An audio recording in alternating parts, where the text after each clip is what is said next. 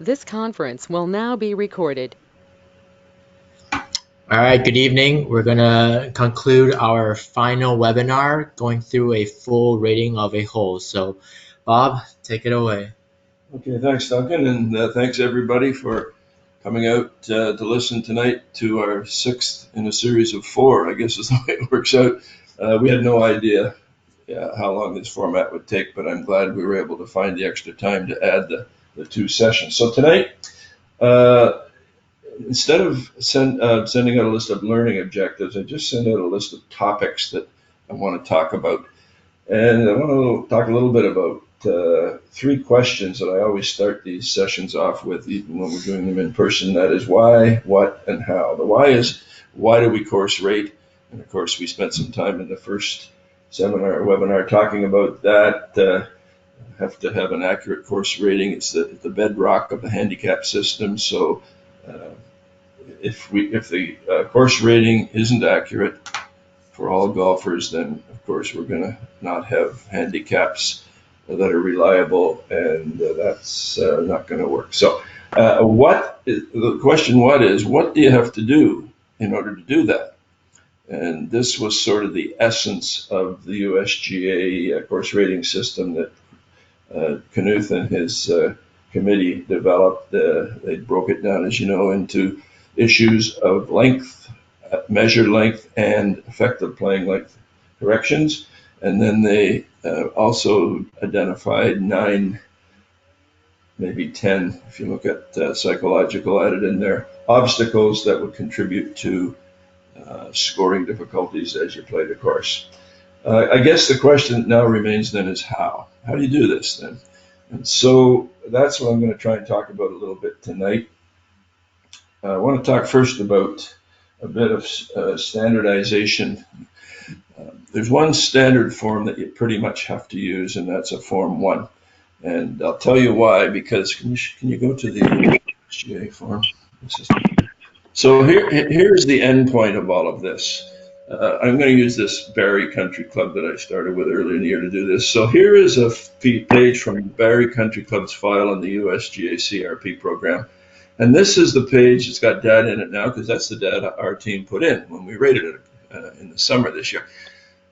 But it's essentially where you go to put your data. This is where it all ends right here. And it would normally have data from the previous rating in it, and you just overlay it.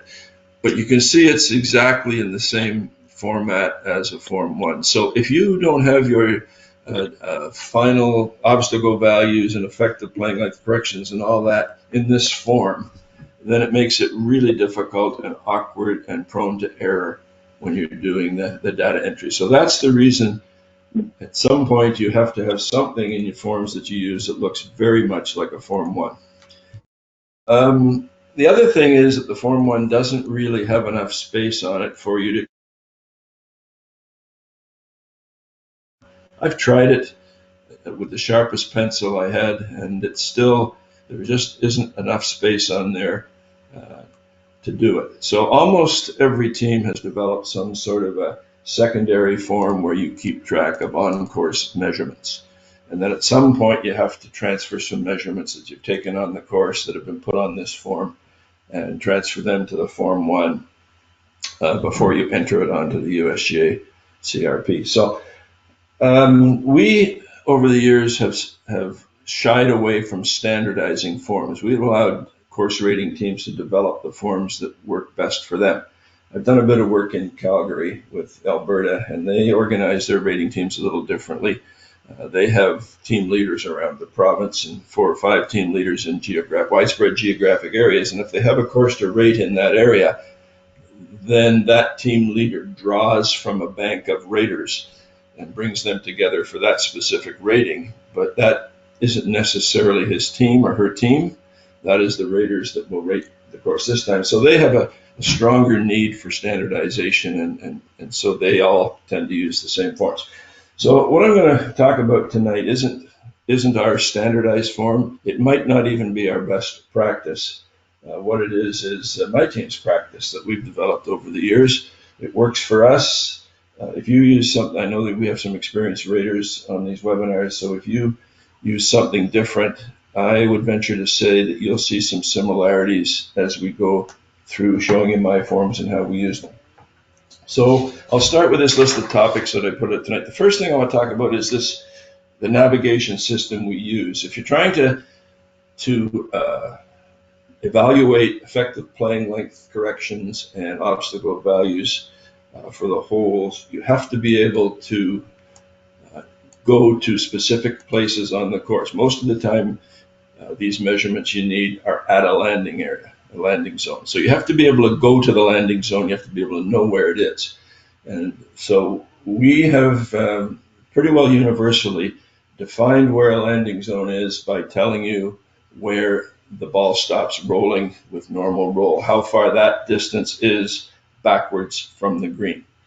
A bunch of reasons for that. One is the center of the green is always in the same place. If you try to find that place from the tee with the length of the tee shot, then you have to be very careful that you go to the right spot on the tee where that hole would have been measured from, not necessarily always the middle of the tee. If it's a double tee, it could be the quarter mark or the three-quarter mark. So that adds an error, but the real reason is almost all of the help you have, all the devices that you have that can help you locate any position that you're looking for on the golf course, all tell you based on distance back from the green. The markings on the sprinkler heads are all supposed to tell you the distance from that sprinkler head to the middle of the green. The GPS handheld units that you use and the units that are connected permanently to the golf carts, they all measure distance back from the green in a straight line. And so that's the rationale for why we do that. So I'm pretty sure most of you do that. I haven't really been doing that as I went along because I've been using the Google Earth Pro, and I've kind of been showing you the shots that get to the landing zone from the tee and using the scale on Google Earth Pro to measure the distance of the shots. So that's the way we do it. So the first thing that happens when you set out to do a rating now is first of all, you have a list of courses you're supposed to rate in the year. And for each of those courses you receive from the Golf Association, Duncan sends you out a GPS spreadsheet of the measured lengths of all of the holes at the time of the last rating, or basically I guess at the time of the last rating is the best way to describe it, or at the time the measurements were taken using the GPS equipment. And so this is an example of the actual one that I got this summer, and it's got a lot of extra marks on it, but all of the things that are pre-printed on here were the yardages that were in place the last time a rating was done. When I get this, one of the first things I do is compare it with a scorecard. I always get a scorecard as well, whether I get it off the internet or I have one in the files. I like to get a current scorecard. I look for anomalies. Not a yard or two here. Those anomalies would just be due to different ways of measuring. I look for big things. And I do this before I go anywhere near the golf course, just to see if there's things that don't look right. And if you can see on here, I think I showed you this once before, this doesn't look right. When the last time they did the yellow tee on number 4, it measured 440. Now it's 412. That's too big to be an error. I got this from the scorecard. The scorecard now says 412. I'll just do a couple of these. This ninth hole stood out a bit for me. That this is the size of the tee, and since these tees are all the same 33, that's the tee depth. And since the distance between this 476 for the black tee and 456 for the, is that 456? Yep. Yeah. Are pretty close together. I assume that was a triple T. And if you looked on the scorecard, though, you would see that both the black yardage was listed as 476 and the blue yardage was listed at 476. And what they were trying to do was stretch out the length of the blue tees, I guess. So it was pretty obvious to me that that's what they had done. And then because this, I don't know why we got down to 458 there. That was just 456. So that I just attributed that to a measurement error. We thought it was 456 at the front of that triple T. They thought it was 458. So that sort of gave me a rough idea then of what things I'd have to check out when I got to the golf course. And there's a whole bunch more on here, but I'm not going to worry too much about them. But even without going to the golf course, you could see that there were certain anomalies. And if I was in doubt about any of them, then I just called the course up on Google Earth Pro. And in fact, I verified all of them anyway. It takes about 20 minutes, that's all. I would look at the first hole and say, is it reasonable that there's a tee at 452? Can you put the first hole for Barry up there, please? Okay, that's right there, that one.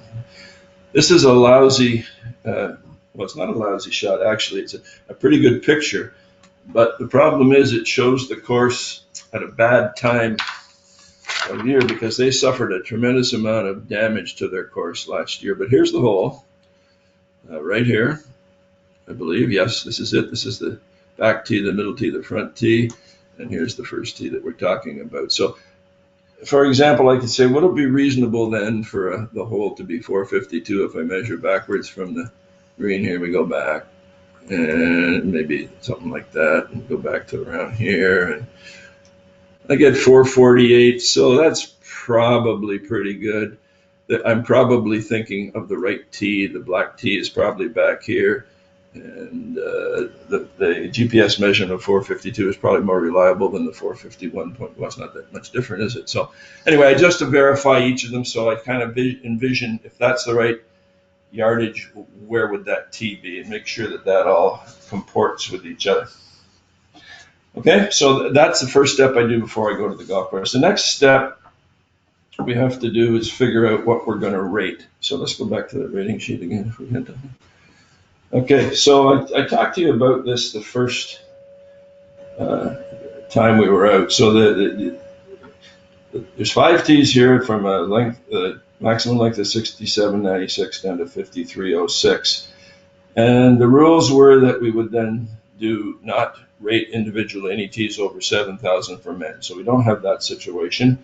And so it looks like all of these tee lengths, I haven't adjusted the totals for these corrections, but it doesn't make that big of a difference. They're all within the range that we're going to have to rate. So we're going to have to produce a rating for the black, the blue, the white, the red, and the yellow for men. If you look at women, there's no problem with this 53.06 yellow. That's certainly going to be rated for women, and the red is going to be rated for women, 57.03.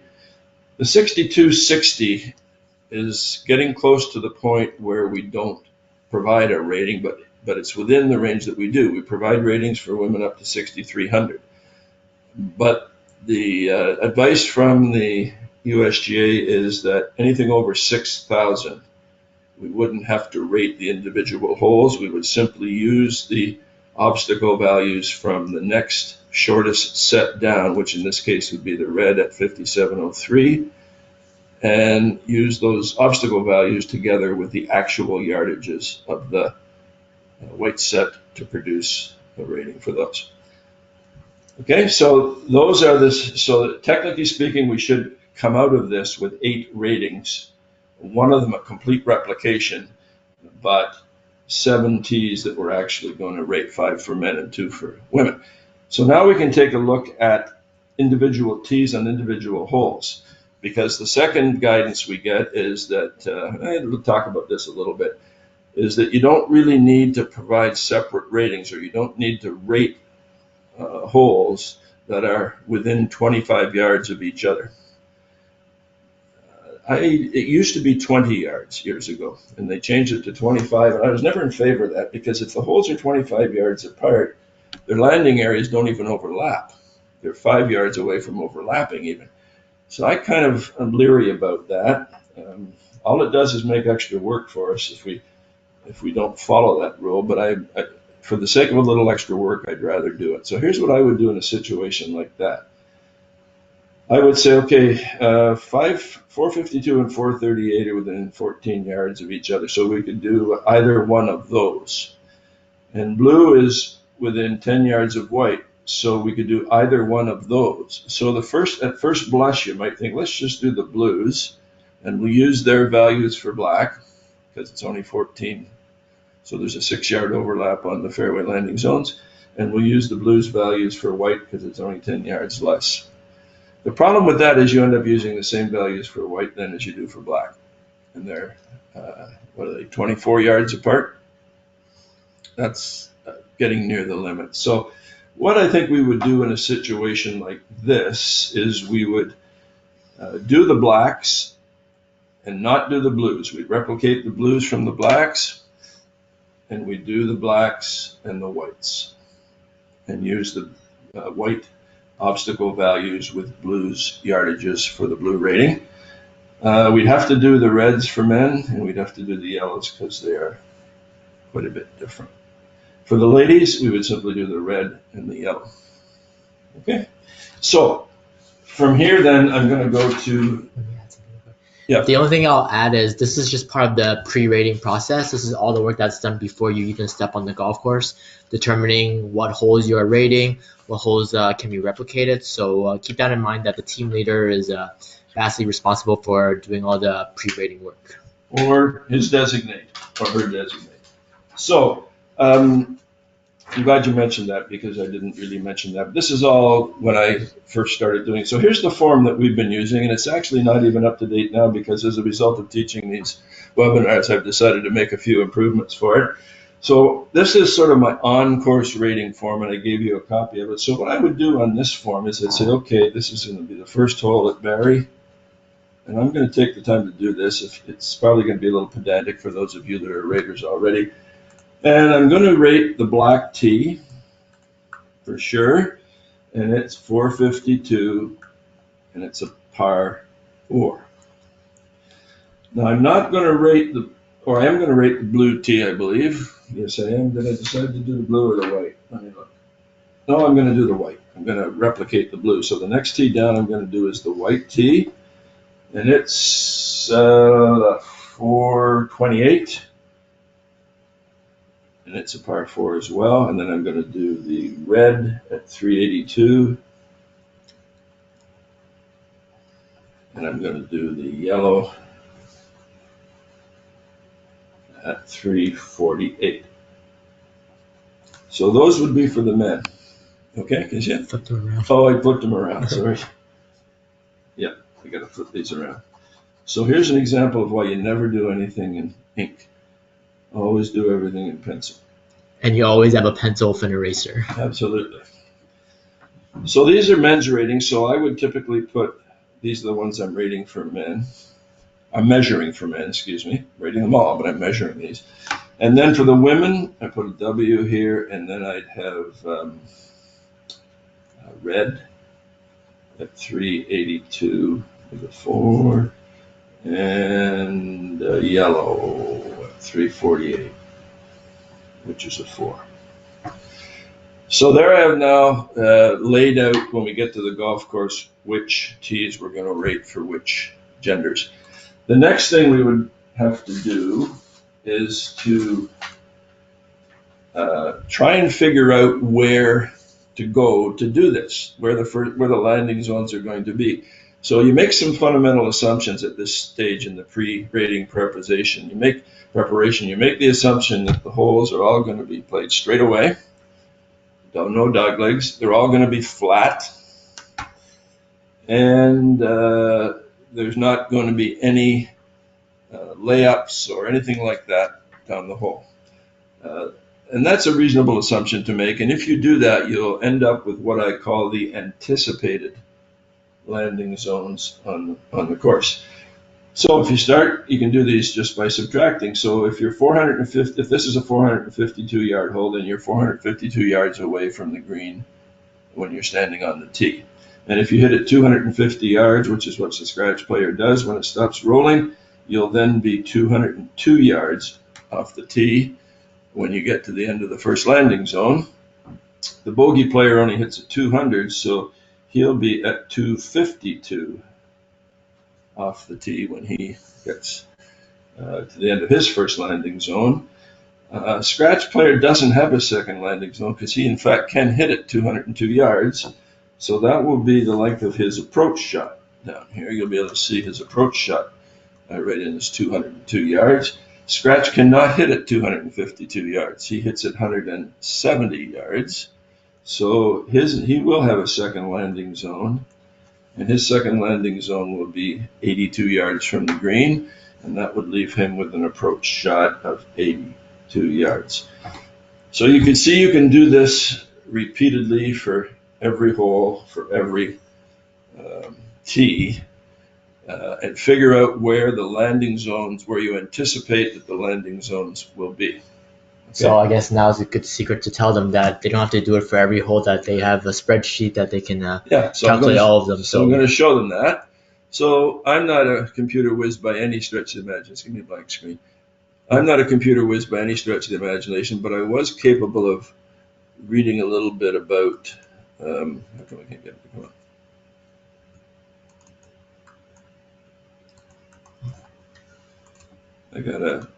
Here we go.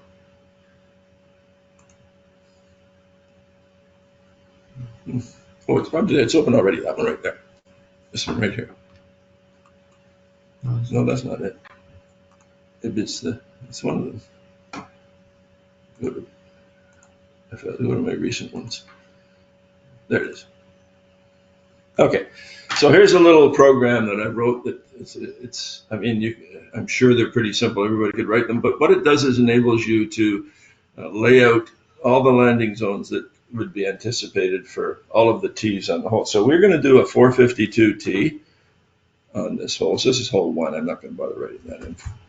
452, and as soon as I hit that, there's all the landing zones. First landing zone for a man is scratch man's 202, like I said, and there are 2 for bogey man, 252 and 82. We're not going to do ladies for black, so you can ignore that. You put the 428 in there. 428 in there for men, second one. We're running into difficulties here. Okay, 428 there. And the third tee we're going to do is 382. And there. I'm doing this at my arm's length here because I got so much stuff on the table here in the way, so it's not very fast. Sorry. And then we're going to do another 382. We don't need to because we got them down here. So here's all the landing zones for men. Here's all the landing zones for ladies. Already laid out for you. We can just copy them on your sheet. So the next thing I do before we even go to the golf course, I do this for every hole. I've got this all laid out so we can expect to find the landing zones there, unless you can take that off now, I guess. Unless there's any effective playing length changes that change them. And then the next thing I do is try to make it easy for the rating team to do, because these landing zones are all mixed up as you go down the hole. And you certainly don't want to be going down and coming back and then going down and coming back. So what I want to do, and I'm sure there must be a program you can write to do this, but I can't do it, is I want to order them somehow from the first one you get to the last one you get to. So now it's time to take a look at the sheet I gave you, the actual rating sheet from the day we rated Barry. So here it is. Okay, and there's the 252, 202, and 82 that I did on the first hole, but there's all the other ones in there. And then down the right-hand side, I have taken and I have listed the landing zones in the order in which you come to them. So the first one you'd come to would be the one furthest from the green. So that's at 252, and then there's a 228. I actually got these two reversed, but that doesn't matter. There's a 228 and a 232. There are 202, one, all the way down you can see to the 12, okay? And now they're all mixed up. You have no way of knowing which gender or which tee any one of these belongs to, but you don't need to, because a landing zone is a landing zone. And when you get to it, you're going to measure it and take data at that landing zone, regardless of whether it's a bogey player's landing zone or a scratch player's, and regardless of whether it's a man's or a woman's. And then I go by and I couple some of them, and I say, well, it doesn't seem reasonably to me to waste your time measuring a landing zone at 232 and 228. We will use the same measurements for both of those. Here's another 2 that are 4 apart. Here's 2 that are 6 apart. This one's 10. I could probably include that if I wanted to. We could look and see what we got. We got 26 as the width at 72, and we got 26 at 82, and at 188 we got 25. So, it's the way I like to do it is I like to go to like 182 and look back and forth, because they're fairly close for the most part. Exactly right. That's what I would do. So I would say if you were thinking of coupling these 3, you would go halfway between the shortest and the longest and have a look and see if the fairway changes radically in that area. And remember, the fairway width is only, the actual fairway width only becomes a real big issue when you're near a boundary between one column and the other. The columns usually are about 8 or 10 yards wide, so you get used to that. And then so 148 is not too near, but you might want to take a look at 148 and 132. But the problem here is if you want to use 138 and 132 together, you'd probably go to 135. So now you're 13 away from this where you're taking the measurement. But you can simplify your work a tremendous amount by doing it this way. Okay. So I'm going to have to backtrack now. I just wanted to show you this because I didn't want to have to figure these all out again. So I would do all of this down the side of this page I showed you previously that we started to work on, only I'd have all of the landing zones in here and I'd have this order from the other one down the side here. And down at the bottom of this page then, so this is all the landing zone down. Up at the top of the page I have places to put the hole elevation and any dog legs or layups that occur on the hole. And at the bottom, I have a whole section at the bottom for greenside measurements, and I've got it so that you can almost do it. You can almost do it as a checklist now. You places to put the greenside dimensions and what the surface is like, what the bunker fraction is, what the bunker depth is for men or women. If there's any rise or drop, whether it's great, just to confirm that it's greater than half the green, and whether it's greater than 5 or greater than 10, whether you have to cross any penalty area to get to the green, whether there's a lateral penalty area at the green, all the things you'd need to measure green side. And that's where I would stop in terms of my preparation. And so the last thing I would do before we actually get, this is the last sort of thing that we do as part of the preparation, is, I gotta find the sheet here. Where is it? While Bob finds a Okay. sheet, I'll just add again to our new raters that every team has their own version of their form, just because every team has people from all backgrounds, experience that they bring to the table. So what Bob uses here is just what fits for his team. Not the best practice, just our practice. Yeah, every team has different sheets that they use to collect data, and at the end of the day, as long as all the data has been collected to rate a whole, that's all that matters. So. Can't find that actually. I can't find the next sheet I want. Just hang on a minute, take a rest. I got so many papers piled up here. I wonder if I have my form one. I have them all lined up here. There we are. Here we are. So from that data page that I produce, then I go to my next page that I use is my version of the Form 1. And I can show you a part of it here. So for this, my version is very much like the USGA's version, except I take out all of the numbers. You're supposed to have a Form 1 for every T that you rate. But I found over the years that I'd have a whole package of Form 1s carrying around with me, and sometimes I might only be rating 4 holes of the 9 on that Form 1. And I'd be flipping them back and forth and back and forth and back and forth. And it led to the potential for errors, because you might not be on the right one. After a while, your brain gets a little soft, and you've been doing this all day. So I decided that I was going to do it a little differently. And so what I do is I took the numbers, the whole numbers, off completely. And then I added 3 boxes above each hole. So what I now do is, instead of doing a Form 1 for each T, I do a Form 1, all of the Form 1s for the first hole to start with. And so you can see here, it lays out my rating pattern. It says I'm going to rate black, which is hole 1 at 452. I'm going to rate white at 452, but I'm going to use these values in this page for blue at 438. That's why I have that up there. I'm going to rate red at 382, and I'm going to rate yellow at 348.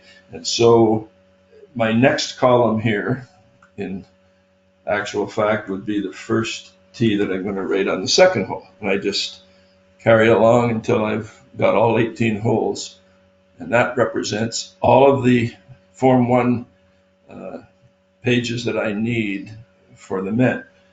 Then I go to the women, and I will use the same thing, only this time I'll have W circled for women. And since I was only rating 2 T's for women, and since none of them were replicated, I have a column for each one.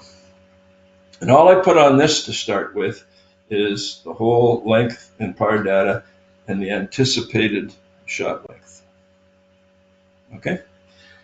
So having that Form 1 set up for men with all the holes that I'm going to rate, showing which ones I'm going to rate by replication. That would be the blue one here. And the same thing for women. And then having one of these forms, this form, without all the extra data in it, just with the stuff at the top and the landing zones entered and down the side. That would be my complete package that we would use before we start to rate. Okay, so with all of that information, I just need to tell you how the most efficient way that we have found over the years to rate. Takes us about a day and a half to rate Barry here. So we're rating all those tees, takes us about a day and a half. And what we would do is the first day we would go out with a small, usually 3 people, me and 2 others, and we would do a sort of an advance rating. That's sort of our advanced rating team that goes out. And so that's rating day 1. And the role of the advanced team would be to measure all of the global data, okay? By global data, I've heard it called global data. What I mean is all of the data that doesn't depend on which golfer you're rating for. So it's the data that's the same for every golfer. So on this sheet, and they would take a set of these sheets with them. And so the rating team would go to the first hole, and the whole elevation is a piece of global data. So they would do the whole elevation, minus 60 feet from this tee, minus 50, minus 40, minus 40, minus 40, minus 40. Okay, they would do that part. They would look down the hole and say, this is a straightaway. There's no dog legs that we have to lay up. There's no crossings that we have to lay up behind, so they would leave that part blank. If there was a crossing that everybody had to cross, they would write down 2 pieces of data. They would write down where you had to lay up behind that crossing if you had to, how far from the green that point would be, and then they would also write down the safe carry distance, and that is how far would you be from the green when you've crossed that crossing by 10 yards, and write that in. Because if that's the case, every one of these golfers will have to cross it at some point, and if it's off the tee that they cross it, they may all have the same crossing if they can cross it off, if they can all cross it. But if it's in the fairway, they could all have a different crossing distance because they're all hitting from different places. They're hitting from the end of a previous landing zone. So that's information that's important to have. And we also have them do all of the data down here at the bottom. So they get the green size dimensions. So the team here got a 25, 35 for a 30, relatively flat green, less than a quarter of the green surrounded by bunkers, greater than 3 for men, greater than 2 for women, so it's greater than 3, less than 5. Doesn't rise to the double depth adjustment for women. There was no rise or drop around the green, but this is the place where if you said, well, there wasn't any rise or drop, but there was on this hole some mounding around the green, which would make chipping, if you missed the green, more difficult from the rough around the green than if it had been flat. And they made the judgment that this probably would warrant a mounding adjustment. So that's where they would put it for now. You didn't have to cross anything to get to the green. There was no penalty areas lateral to the green. And they wouldn't have made this judgment. This is the holistic judgment of the impact of trees on the holes. I've got this circled now, but this wouldn't have been made by the advanced team. This would have been made later. Okay. The other thing I have the advanced team do is rate all of the par 3 holes. That's easy to do because they're getting all the green side measurements and they're getting the elevation of the hole, and we know the length of all of the par 3 holes. So there really is nothing stopping them from doing the rating of those holes that day. You don't need a team out there to measure any fairway characteristics because there aren't any fairway measurements on par 3s. And so we do that, and that helps a lot because that means when we go back the second day, we've probably got at most 14 holes to rate. We've got the other 4 all rated. I want to just talk for a minute about the fly in the ointment, though, and that is if when you're doing this, any of the holes, par 3 holes, happen to be unreachable holes. I was going to do a special session on this, but I'll just talk about it briefly. Unreachable holes means a par 3 means it's greater than 150 for ladies, up to 210, and it is greater than 200 for men, up to 250 in that range. From 150 up to 160 for ladies could probably be dealt with through the transition process, and from 200 to 210 for the men could probably be dealt with through the transition process. But from 160 to 200 and 210 to 250 for men, both of those holes look a lot more to them like a short par 4 than they do like the par 3. They will have to hit a full shot off the tee, and they will have to land somewhere. And where they land to them will seem a lot like a fairway landing zone, but it won't be because you can't have any fairway rating on a par 3 hole.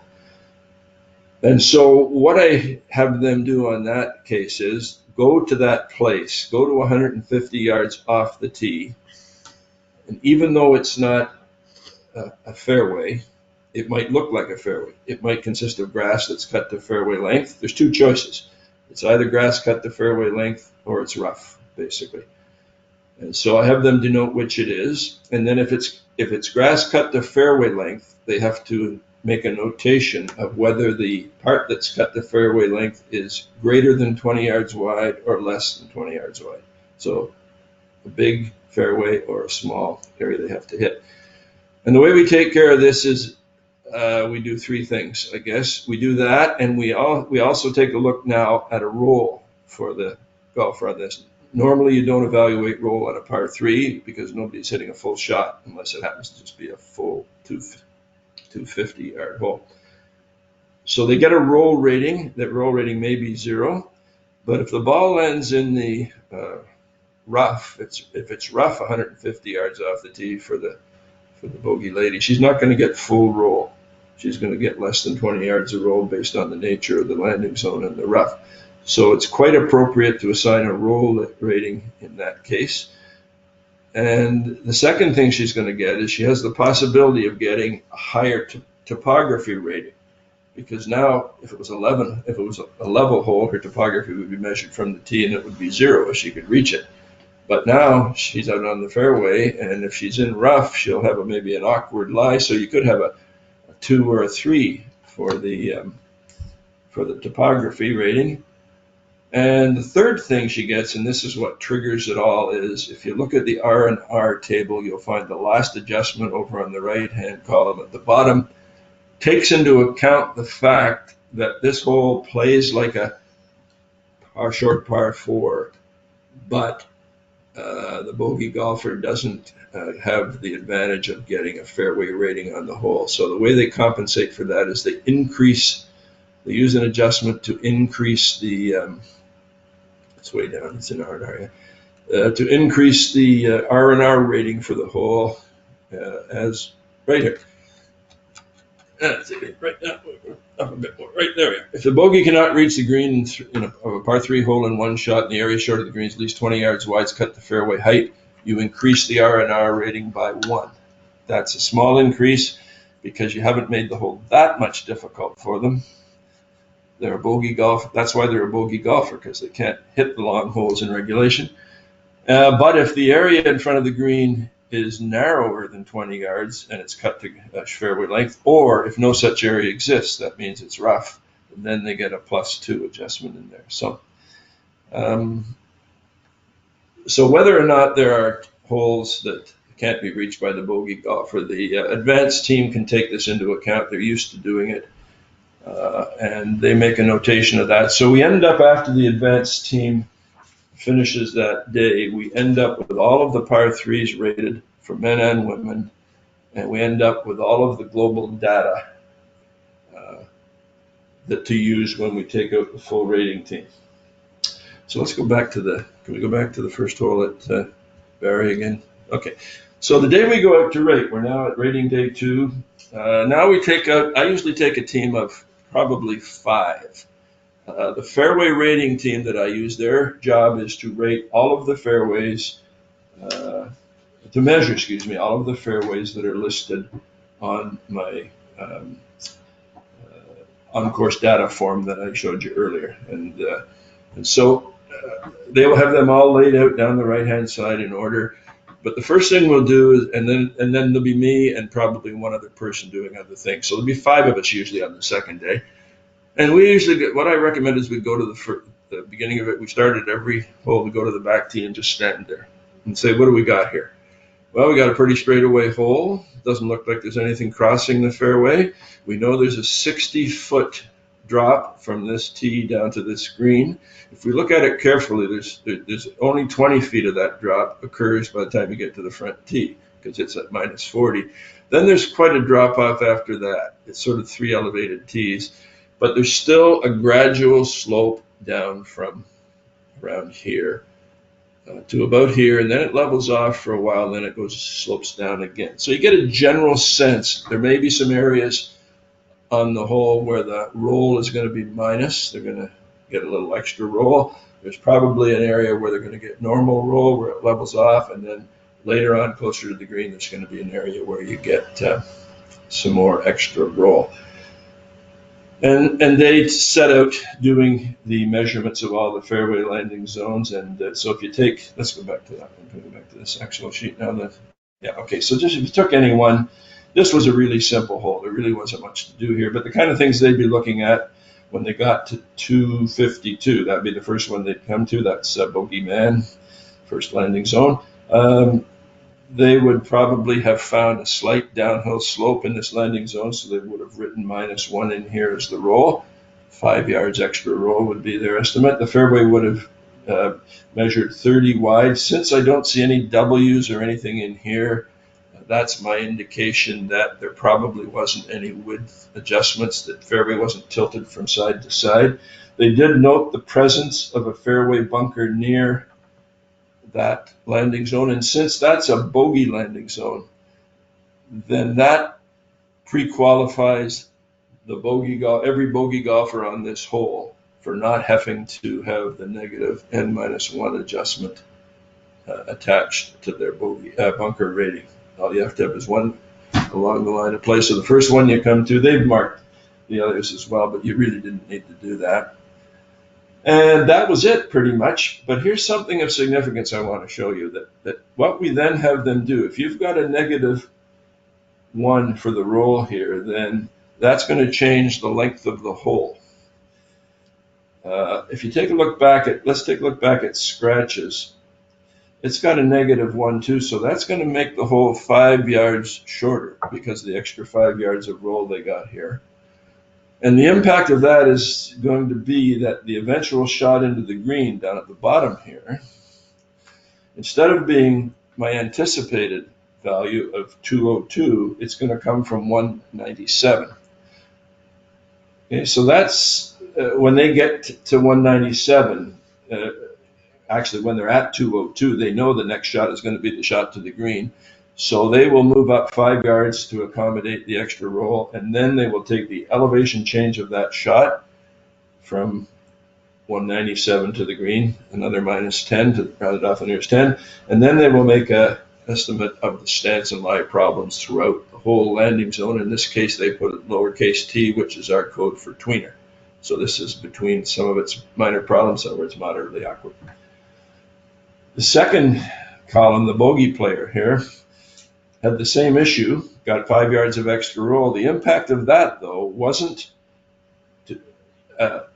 of and by itself to change the length of the shot into the green. It would change the location of the next landing zone because there's a subsequent landing zone coming up. So instead of going to 82 to look for data for the second landing zone, they're going to go to 77.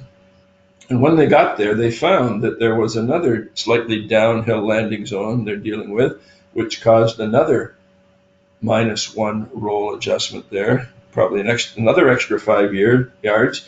So the impact of that together with the first one is that when you get to the approach shot, it's now from 72 yards instead of the anticipated 82. So if you do these carefully when you're finished, it's like leaving an audit trail of what happened on the hole. Contrary to that, I guess this 132 over here for the red, first landing zone for scratch male red, that was the area that I told you looked like it leveled out a bit, and maybe the 132, it looks like the 148, and maybe the 138. So in around there is where it leveled out. There was no roll adjustment to be made there. Fairway width of 28. Doesn't happen to be, now this is critical here.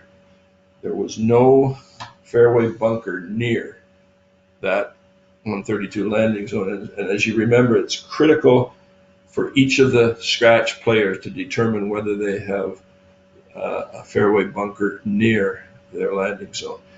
Near meaning any point of the bunker has to be within 20 yards of any point in the landing zone.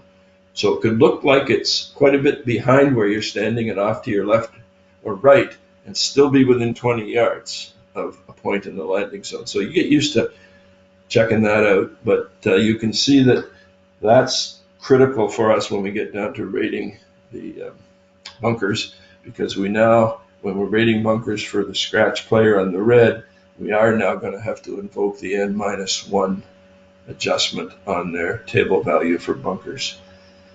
And because there was no roll change, we end up with the anticipated shot length in 132.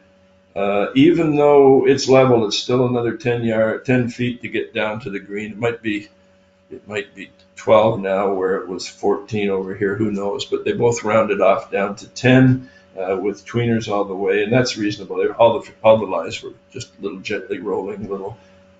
It'd be exaggeration to call them moguls, but they weren't perfectly flat. They weren't pool tables. We'll put it that way. Here's the last thing I want to talk about here that is of interest, and that is. And you know this when you started, because I would have put two possibilities in here for the approach shot. That the bogey man on the red tee has a hole length. Can you just go down a little bit so they can see that? A hole length of 382, and that's in the transition zone for the bogey player.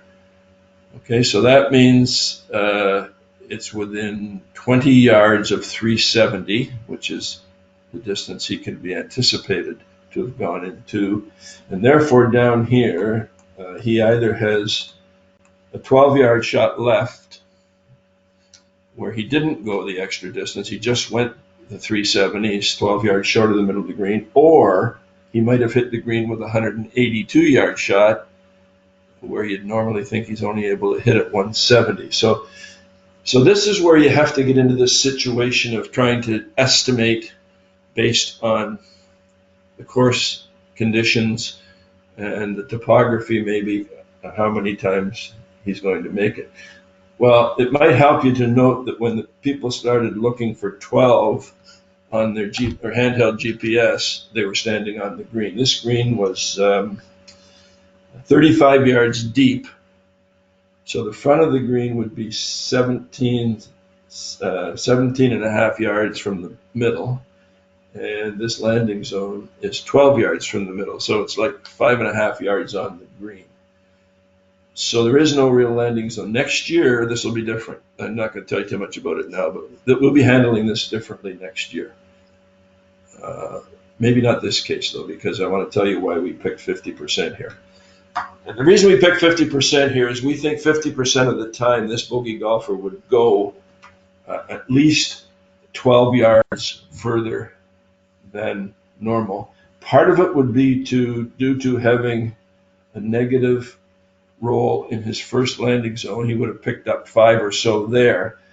And the rest of it would be that his second shot was still slightly downhill to the green. There was a gradual slope downhill to this green from about 100 yards in, but probably we couldn't account for that here by putting a roll rating in here because it really wasn't a fairway landing zone. So we accounted for that by assigning him the 50% value for making the green. So when we got around to doing the green target rating, we wouldn't. This is the number you'd use for the shot length in for all the green targets right at the bottom here. For him, we would just use the column at the bottom, the 50% column. Is there anything else of value that we can look at for here? Oh, yes.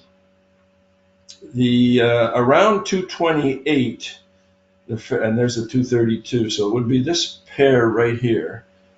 The fairway rating team noticed that off to the sides of the fairway there was a considerable amount of mounding there. You wouldn't be able to see it if I showed you the Google Earth Pro because it's only 2 dimensions, but there was enough mounding there that if you missed the fairway in that area of the hole, you would have your 2 feet on the ball at different heights to hit the next shot. Sufficiently difficult that they thought it warranted a mounding adjustment. And we've got one up at the green too. So this, I think we talked to them and we said neither one of these necessarily were big enough to stand on their own, but we kind of toggled it to say if you miss the fairway here, you're going to have a mounding adjustment at the 232, and if you miss the green, you're going to have a mounding adjustment back here, but we didn't make them cumulative in that case. So I think that's about all I could really do, except the next stage would be then we would arrive at the back of the hole with all of this data for all of these landing zones acquired in this order. Then the next step would be to chart the hole. I'm just going to talk briefly about that. Charting the hole means then going to the Form 1 here.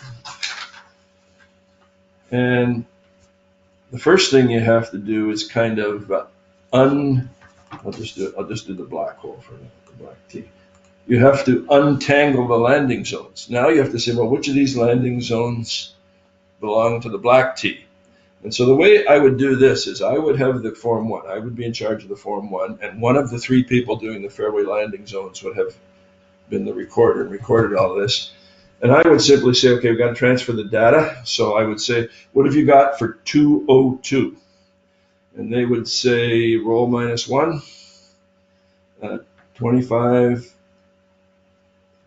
and fairway bunker in play. That's it. Well, as soon as I saw roll -1, I put 197 there. And I've transferred all of the relevant data that I currently need at the moment. Oh, they'd also tell me, right, the elevation change is -10 for the shot in, and the stance is a tweener. So I've tried to figure out a way to avoid this because it's a bit time consuming. It takes 2 or 3 minutes. It goes very quickly when the same 2 people are doing it all the time. And in my team, that is it. The same person does all the recording and I do the Form 1s. But essentially what happens is the other 3 or 4 raters just have a little rest. I sit next to the person who's done the fairway landing zone recording. Our carts are side by side and we go through this really quickly. It's almost like we're a married couple. We don't even need to say the sentences. We just, I say, what do you got for 202? And she'd basically tell me -1, 25, yes. And I know exactly what she means. The only thing that could be -1 could be was the roll. 25 would be the fairway width, and yes would be there's a bunker. So once this is all transferred and you get all the data for all 4 of these landing zones for men, then the rest of the team gathers round and we do the charting. And the charting is determining the obstacle values based on the measurements that are taken. And so with the topography, you get to know the topography table, but just suppose you didn't. Then I basically would say, so I do all 4 at the same time since we're on the topography page, since flipping pages back and forth all the time. I'd say, okay, topography, what do you got for -10 and 2? Well, that T, that's a 3. And then some of the others will be the same. And if they're different, I ask for them and they give me back the number. And we have a little rule that I don't write the number down until I hear the same obstacle value twice. And then I write it down. And we just work our way down through there. One last little notation that I can make here is that sometimes when you got this many fairway landing zones to do, quite a few to measure here, that myself and the other person with me tend to get down to the hole by the time the fairway landing team is still measuring. So sometimes we get to do a whole lot of this charting on our own. In this case, as we drove by all these last landing zones, I could have predicted pretty much what the stance was going to be. You can't always do that, but sometimes you can do that, and you can get a lot of these. And of course, if I knew that there was no adjustment in the length of the shot in, and I know the green size from the bottom, the data at the bottom of the page would have already worked that out from the time the pre-rating team went there, then we can have the green targets done before she even comes over to transfer the fairway landing zone data to me. So I think that's probably a good place to stop with this. Everything I've done here is kind of what we would have done, or we will do this year if we have a hands-on in-person seminar. I spend about an hour talking about what we would do in advance of the rating, and then I take a group out and we just rate a hole or two. Now, we don't do all these tees. We don't mix all the tees together and then have to kind of unmix them when it comes time to put the data in the right column. You get very used to doing that. And this is one of the advantages of keeping our teams together, is you develop a team dynamic for doing this. Various people on your teams get used to and enjoy a particular role. Sometimes they want to change in role, so we do that. But it becomes very efficient. So the 14 holes that we need to do, we almost always start on the back nine, and we ask the golf course if they would accommodate us by not starting anybody on the back nine that day. And if we start on the back nine at 8 o'clock, we can have the 7 holes of the back nine pretty much done and charted by 11:30. Grab a sandwich, get on the other 9 by noon, 12:30, and we're done at 2:30. And that's it. So I think I'm going to leave it there. I realized that this was something we sort of hadn't planned on doing, but it was a sort of a loose end, hanging loose at the end, because several people had made comments and questions about, well, how are we going to talk about the forms that we use and whatnot. So just a final statement. I think you're going to find a lot of people have different forms, some extremely complicated. Some even, I know, have even forms where you can now do the charting because through the ability of Excel to embed formulas in Excel printouts, you could have the whole course rating manual, all the obstacle values already preloaded into this thing. So as soon as you put in 25 here, it looks at 452 here and produces a fairway obstacle rating for you, and even gives you a list of adjustments to choose from. So that's the extreme at one end. My team has sort of gotten to the point where we think this is about complicated enough for us. We never seem to get confused about where to put the data we're collecting. There's not so many boxes that we have trouble finding the right one, and that seems to be the case for most teams around. So I think I'm going to leave it there, Duncan. I didn't know how this would work out. I still don't know how it did work out, but this is just sort of a sample of how we would do it. And then if you can do it for one hole, then you just keep doing it until you're done. Yeah, for sure. So just to summarize Bob's team's process. So they take day one, they collect all their global data. They collect everything around the green. They rate all the par threes and all the elevations. And then on day two, they complete the rating process by completing the par fours and par fives. That way they seen the course on the first day, gives them a better idea of what they're expecting. And that way they're not, as we always like to say, they're not brain frying themselves. So, and just one other thing, let me say, on the first day, the other thing we do is, remember I started off by saying we make the assumption that all the holes can be played straight away. If we run into holes on the first day that can't be played straight away because obstacles cross the fairway and have to be laid up behind, or it's a rather sharp dog leg and people have to lay up at the corner of the dog leg, we measure the layup point for crossings, the safe carry point for crossings, and the pivot point for dog legs. Right. So we have that all in advance of the rating team coming out for the full day. Yep.